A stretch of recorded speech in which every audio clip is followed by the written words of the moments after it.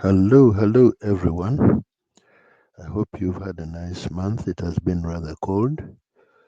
Um, the topic for today is African central banks and cybersecurity. Um, I have been a bit quiet of late because I've been pursuing many projects. I've been up coming to grips with my as I already have many hats I'm putting on. I'm fully integrating my AI um, identity with side by side with my cybersecurity, in addition to my Salesforce and business analysis agenda with the Issues of the Day Academy business analysis course. Um, I'm also marketing Ruby AI passionately because I use it in my work, and I'm also trying to encourage other people to jump on the bandwagon because if you are somebody who is using AI for content creation, I think it's the best tool. So I'll continue to introduce from now on in my videos, I'll be introducing the products I deal with on a commercial level, the ones that I'm offering as well as part of my franchise. So let us proceed without further haste. Tighten your seatbelts and get ready for African central banks and cybersecurity. Thank you.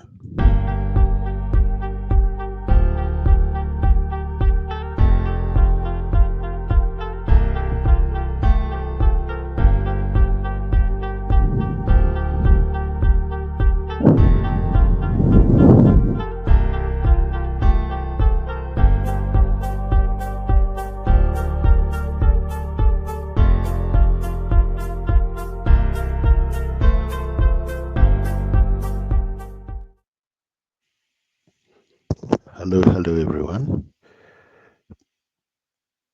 African central banks and cybersecurity, are they really up to the task? Let us find out. Introduction to cybersecurity in African banks. Importance of cybersecurity in banking. In the digital age, robust cybersecurity is crucial for financial stability. It protects sensitive data, ensures compliance with regulations, and preserves customer trust, forming the backbone of the banking ecosystem. Unique challenges faced by African banks.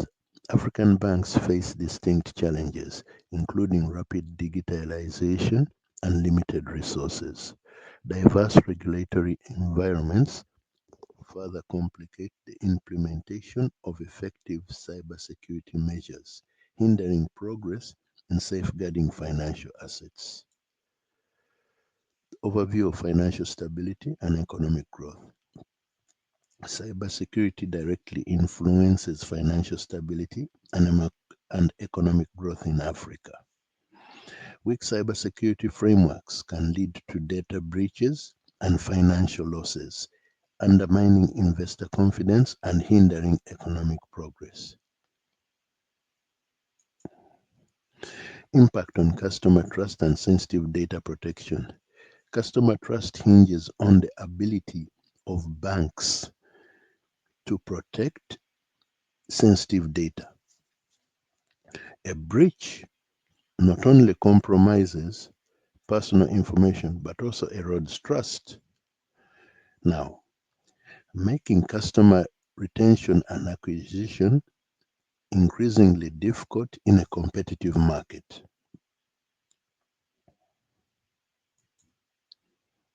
The African banking landscape. Overview of the African banking sector. The African banking sector is a complex mix of traditional banks, microfinance institutions, and emerging fintech players. This ecosystem supports economic growth by facilitating access to financial services for underserved populations. contributing to higher financial inclusion rates. So the African financial banking scenario is a mixture of traditional banks, like we have the conventional Western banks, we would have Barclays, NatWest, Cooperative Bank. Then we have microfinance institutions in Africa, like you have the local co-ops, so the building society. You have your savings in a kind of account which you can borrow from, and and uh, and save into. So the microfinance institutions are finance institutions that provide finance in a micro level for the community. And you have fintech players, these who have digitalized banking, whereby their mobile phones um, having providing people with the facility to use their mobile phones to make purchases, to transfer money, and even to keep money. This is very crucial for Africa's ecosystem, because we have a big percentage of the population who are underserved in the rural areas. So this is what is when we talk of the African banking scenario, or depict what it actually is like. Now, when we go to major players and emerging fintech companies, significant banks like Standard Bank Group and EcoBank dominate the landscape, while fintech firms such as Flutterwave and Paystack are shaping payment systems.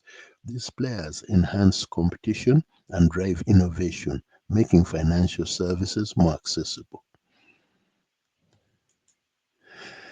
Mobile banking revolution in Africa. Mobile banking is transforming how Africans engage with financial services, particularly in countries where traditional banking infrastructure is limited. For example, M-Pesa processes over 50% of Kenya's GDP, exemplifying mobile banking's impact on economic participation.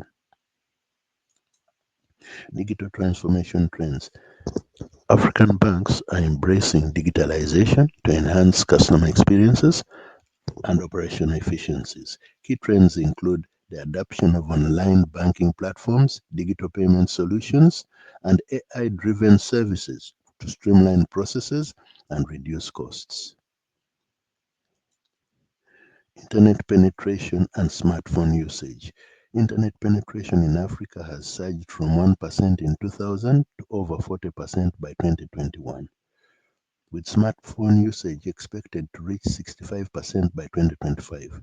This growth enables greater access to digital banking services, which is crucial for financial inclusion. Current state of cybersecurity in African banks. Overview of cybersecurity measures. African banks have implemented various cybersecurity measures, including firewalls, encryption, and intrusion detection systems. However, many institutions still lack comprehensive strategies, leading to inconsistent security protocols across the sector. Common security protocols.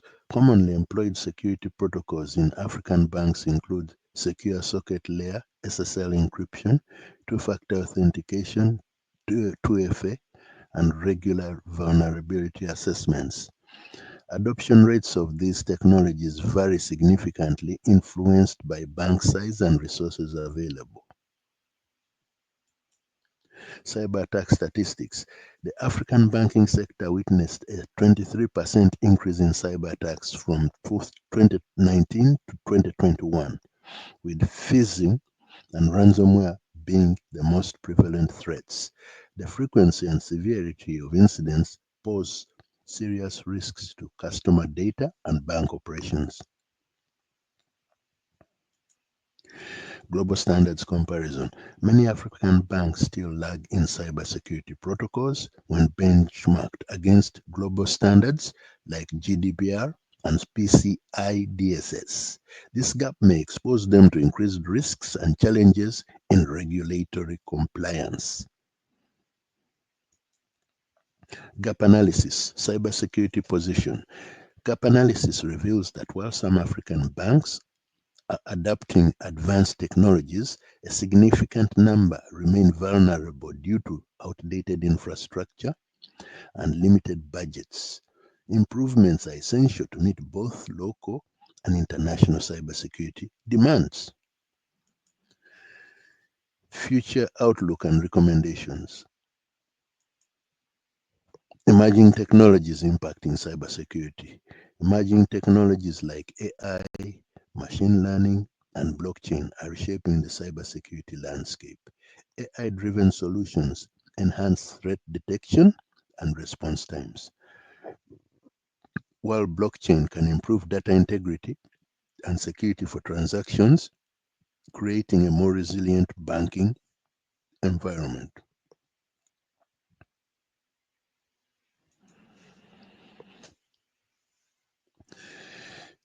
Importance of investment in cybersecurity infrastructure.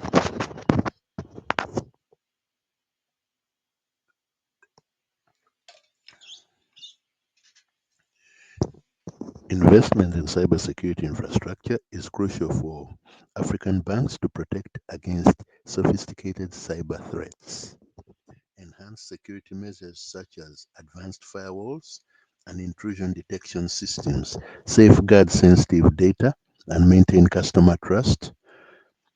st- uh, uh, uh, Catering, that is, ensure customer trust and enhancing financial stability. Recommendations for developing local talent. Developing local cyber frameworks talent is vital for strengthening African banks' defenses. Initiatives to create educational programs, internships, and partnerships with universities can bridge the skills gap, ensuring a skilled workforce capable of addressing contemporary cyber threats. Enhancing regional cooperation and partnerships. Enhanced regional cooperation among African banks is essential to combat cyber threats effectively.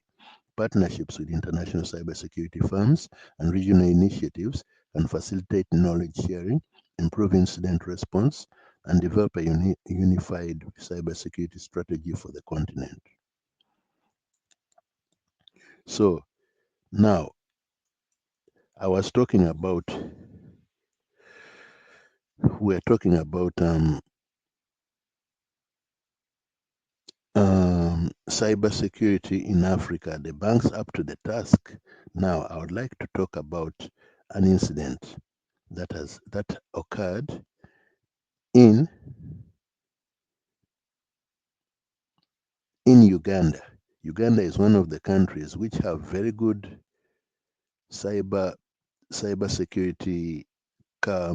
When you look at the African standards and what they have put on paper, it looks very good, but the the practice is wanting. A brazen financial scam rocked Uganda. It was a cyber haste which was pulled off. This is a report which came from a Ugandan paper. This is December 16th. It states that a brazen financial scam has rocked Uganda, involving the diversion of over $15 million in international debt payments through digital manipulation. Unlike traditional heists, this operation relied on cyber expertise and insider access. So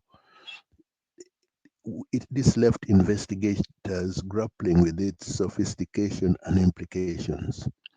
Millions were redirected to foreign accounts. The heist involved two significant transactions rerouted from their intended recipients to dubious private entities. On September 10th, $6.134 million, which is shillings 22.3 billion in Uganda currency, intended for the World Bank's International Development Association, was wired to Roadway Company Limited, a company based in Tokyo, Japan. Later on September 26th, $8.596 million, which is shillings 31.2 billion local Ugandan currency, meant for the African Development Bank's African Development Fund, AFD, was transferred to MJS International, a London subsidiary. Now, a confidential December 3rd audit commissioned by the Bank of Uganda revealed the fraud which exploited vulnerabilities in the government's it's called an integrated facility management system, IFMS. So, the audit led by PricewaterhouseCoopers outlined how the payments were manipulated through sophisticated digital forgery and insider collusion. The role of the Ministry of Finance now. The audit points to the Ministry of Finance as the epicenter of the scam, citing failures in payment controls and potential insider involvement. This is alarming. Payment instructions were reportedly tampered with before being sent to the Bank of Uganda for processing. However, the Ministry of Finance of the Republic of Uganda has contested the findings, questioning the validity of the Bank of Uganda sanctioned audit and emphasizing the need for the Auditor General's report to take precedence. So, this has sparked speculation over the ministry's transparency and its possible role in the heist. How the heist was orchestrated. Investigators found that the payment instructions within the IFMS were intercepted and altered. Details such as the payee names and bank account numbers were changed before the instructions were encrypted and sent to Bank of Uganda. The IFMS, which tracks external debt payments, is a critical system for Uganda's financial management. However, its security protocols were breached, allowing cybercriminals to reroute payments to foreign accounts. Emails containing these instructions were intercepted and manipulated using an online spoofing service hosted in the Czech Republic, masking the perpetrators' identities. For example, payment files originally meant for the International Development Agency were altered to list Roadway Company Limited as the recipient, while files for AFD were manipulated to favor MJS International. Investigators confirmed that the spoofed emails bypassed standard checks and were sent to key staff in the Ministry of Finance under fake credentials. Delays in detection and response. Despite the massive sums involved, the fraud went undetected for weeks. IDA flagged the delayed payment. International Development Agency, of course, they were expecting the routine payment. The country is servicing a debt. So they flagged the delayed payment in early October, a month after the first transaction. Yet it took another month for the Ugandan Ministry of Finance to notify the Auditor General. So, according to the paper, the junior finance minister, Henry Musasizi, admitted the breach to Parliament on December 1st, describing it as a hack. However, PricewaterhouseCoopers audit suggested internal involvement with names of persons of interest flagged for further investigation. PricewaterhouseCoopers investigation, codenamed Project TIE, revealed that the heist was not merely a result of external hacking, but involved insiders with high level of clearance. Mark this, high level of clearance at the top level. So, payment instruction files were manipulated prior to encryption, allowing altered files to be sent to Bank of Uganda for processing. The report detailed how backup copies of payment files showed discrepancies between the Ministry of Finance's initial data and the encrypted files sent to Bank of Uganda. This confirmed that the tampering occurred before the files were relayed. PW PricewaterhouseCoopers also collaborated with teams in the UK and Japan to investigate the recipient companies. In London, MJS International's listed address was found to be a rented office space with no registered business activities. In Tokyo, Roadway Company Limited was linked to a legitimate recycling business with no apparent ties to Uganda or Africa.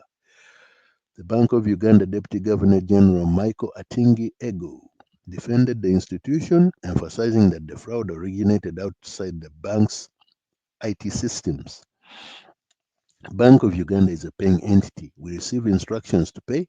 This is him saying so, and we pay as instructed, he stated during a December 5th press conference. He further clarified that the bank's role was limited to processing payment instructions received from the Minister of Finance.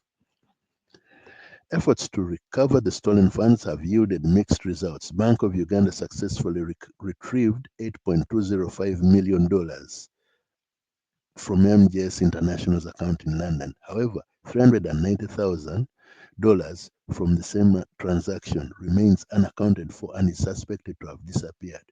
In Tokyo, investigators identified multiple companies named Roadway Company Limited, but only one matched the address listed in the fraudulent transaction. This company operates in the recycling industry and has no known connections to Uganda. The $6.134 million sent to its account remains unrecovered. The President of the Republic of Uganda, Yoweri Museveni, has ordered a multi-agency investigation involving the Criminal Investigations Directorate, Defense Intelligence and Security, and the Auditor General's Office. PricewaterhouseCoopers recommended collaboration with telecom companies and other state agencies to trace communications between the conspirators and the foreign companies involved. The audit also called for the Directorate of Public Prosecution to initiate legal action against individuals identified as culpable. Names of several officials within the Ministry of Finance were withheld pending further investigation. These are very, these people, these are the examples of the elites in Africa who have captured the state. Things happen and they cannot be held accountable. So the incident, the flaws in financial oversight. This incident has exposed critical vulnerabilities in Uganda's financial systems. The IFMS, designed to ensure transparency and efficiency in public financial management, proved susceptible to insider abuse and cyber attacks. Further complicating matters, the Ministry of Finance's Quality Assurance team failed to flag discrepancies in payment details. The lapse allowed fraudulent transactions to proceed without detection. So we have a global cyber puzzle. The haste has heightened the complexity of tracking cyber fraud in an increasingly interconnected world. Investigators traced the spoofing service used in the scam to a check-based provider, while the funds were funneled through accounts in London and Tokyo. Efforts to identify the true owners of MGS International and Roadway Company Limited have revealed a web of shell companies and incomplete records, complicating the recovery process. So, what is next? As investigations continue, questions linger about who orchestrated the heist and whether all stolen funds can be recovered. The scandal has prompted calls for stricter controls over Uganda's financial systems and greater accountability within the Ministry of Finance. While some funds have been recovered, the incident underscores the urgent need for enhanced cybersecurity measures and robust oversight to prevent future fraud. For now, the $15 million heist serves as a cautionary tale of how technology can be both a tool for progress and a weapon for crime. So this is a very, you see how aid which was diverted and the money which is meant to cover debt repayments to International Development Agency, a World Bank affiliated agency that gives money to loans to African countries for purposes of infrastructure and the budgetary support.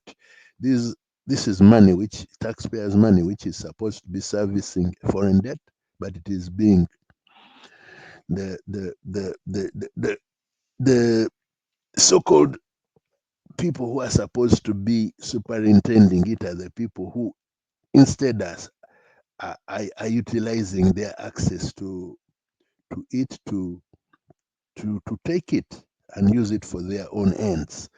So this is very an eye opener. This shows you the lapses in the banking systems. I'm going to do another video where I'll compare all central banks in East Africa and show you how the governance structure is also a factor which is adding to this kind of situations. So that is another video for another day. So now I would like to introduce you to Ruby.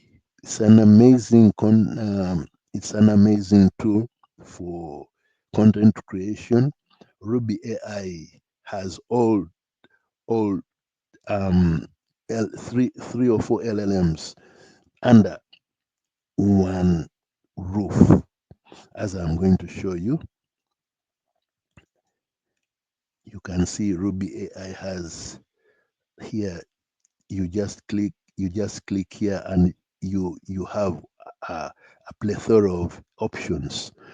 You can choose GPT 4.0 mini. You can choose